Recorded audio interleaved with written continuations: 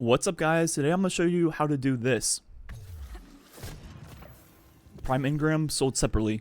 So how do you do this? Well, first you get an enemy weak where you can finish them. You can tell by the little dot around them and they kind of glow. And you get just outside of melee range and you melee. Obviously it will not hit them because you're outside the range. And when you do this, there's going to be a timing where you're going to hit your finisher button, whatever that is, whatever platform you are on. And on Hunter, it's going to be roughly right after your blade gets off the screen. And if you do it correctly, you teleport the enemy when you melee again and finish them. So going over that timing a little bit more, if you press finisher too early, they get pulled to you. If you press finisher too late, as you'll see this time, you'll go to them. So it's going to be that sweet spot right in the middle, and you won't even be able to tell if anything happened. You're just on melee, and that is it. And it will store the finisher ability and animation on your next melee press, so there's no way to tell if you did it correctly.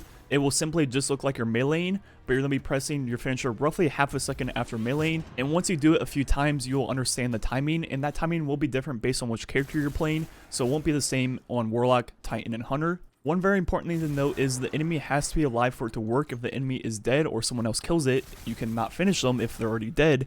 So they have to still be alive when you go to press your melee again. But once you get it down and understand how to do it, you can pretty much take that enemy wherever you want as long as you don't change load zones. Because once again, if you change load zones, the enemy despawns for you, so it's technically not alive and you can't finish it. So as you can imagine, you can do a lot of stuff with this glitch that is very interesting and probably not intended. And not only is this glitch impacted by which character you're playing on, it's also be impacted by which finisher you're using. Each finisher has a different hitbox and is going to push enemies and allies differently.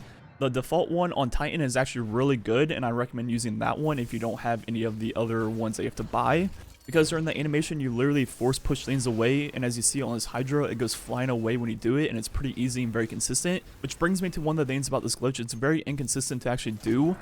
And in the encounters that does work, for example, pushing bosses off, most of the time the boss just respawns and raids and strikes, or the encounter just doesn't end and you have to wipe and restart.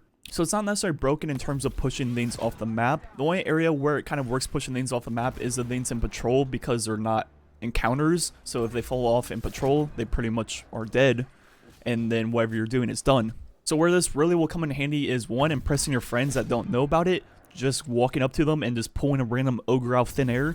They'll obviously be very confused and it'll be pretty funny. Then there's also a lot of speedrun strategies that can be used with this. For example, pushing your allies very quickly, also pushing yourself in a sparrow, getting out of bounds in a few areas. And in the description and in the comments, I'm going to go ahead and link the founder of this. I believe it's two different people, and I'm going to link a few of their videos showing off what you can do. Since they've been playing with this for a few days, they obviously know a few more tricks than I do about it, and you can kind of see what you can all do with this. For example, pushing yourself on a sparrow or getting out of bounds, and they show off those things really well in those videos. So definitely go ahead and check out their videos if you want to see what else you can do with this, because in my video I'm just kind of showing off how to do it, then showing off some of the basic things. But I don't think it's as broken as people think right now, because of the fact that most of the encounters in the game are coded correctly now because of Atheon back in Destiny 1, where if you push them off, the encounter ended. So now they just respawn, so it's not that broken. But at the same time, it probably should be fixed, because who knows what will be found using this glitch in the future, and maybe there might be something that is very game breaking in the future with this glitch.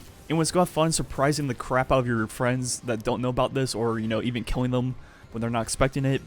Anyways, yeah, this is pretty much the weirdest thing I've ever seen in Destiny. Thanks for watching.